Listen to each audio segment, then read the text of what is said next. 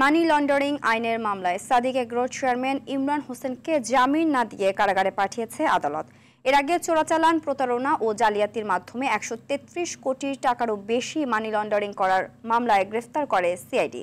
বিকেলে রাজধানীর মালিবাগে সিআইডি প্রধান কার্যালয়ের সংবাদ সম্মেলনে জানান অর্গানাইজড ক্রাইম বিভাগের অতিরিক্ত ডিআইজি একরামুল হাবিব। আরও জানাচ্ছেন এআর বাদল।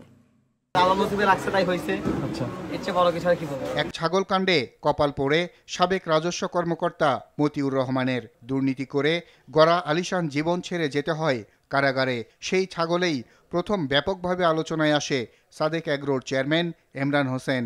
তার কপালেও নামে শনির দশা। মতিউরের পথেই যেতে হয় তাকেও। গ্রেপ্তারের পর সিআইডি জানায় ইমরানের অপরাধ জগতের আদ্যপান্ত, টাকা পাচার, প্রতারণা সবই রয়েছে ইমরান হোসেনের বিরুদ্ধে অভিযোগে। বিদেশ থেকে সরকারি যে নীতি আছে রয়েছে, যে আপনার কৃত্রিম গো প্রজনন কেন্দ্রে সাভারের যে আপনার যে সরকারি যে নীতিমালা রয়েছে, নীতিমালার বাইরে গিয়ে উনি ব্রাহ্মা জাতের বেশ কয়েকটি গরু, প্রায় 15টি গরু দেশে আমদানি করেছেন। এই গরুগুলো আমদানির আড়ালে আমরা যেটা জানতে পেরেছি যে প্রায় ৮৬ লক্ষ টাকা উনি দেশের বাইরে অর্থ পাচার করেছেন। পশু আমদানি ও বিক্রির মাধ্যমে প্রতারণাতেও তিনি ছিলেন সিদ্ধহস্ত। মানা হয়নি পশু আমদানির নীতিমালা। বার্মা, নেপাল থেকে, ভুটান থেকে বিভিন্ন জাতের গরু উনি আমদানি করেছেন।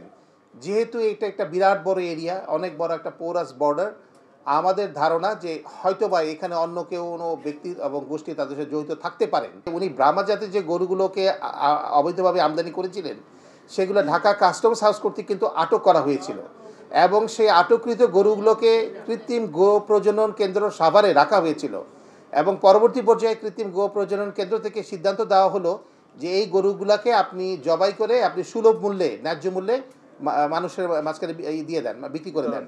কিন্তু প্রবলেম হলো যে উনি এই গরুগুলাকে জব করেন নাই। জব না করে উনি জালিয়াতির মাধ্যমে কাগজ তৈরি করেছেন যে উনি জব করেছেন। আসলে উনি জব না করে এই গরুগুলোকে তিনি উচ্চ মূল্যে 11 কোটি টাকা মূল্যে উনি বিক্রি করেছেন।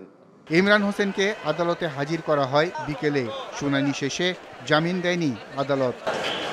তার পক্ষের আইনজীবী জানান ইমরান হোসেন কোনো অপরাধ করেননি, সব ষড়যন্ত্র।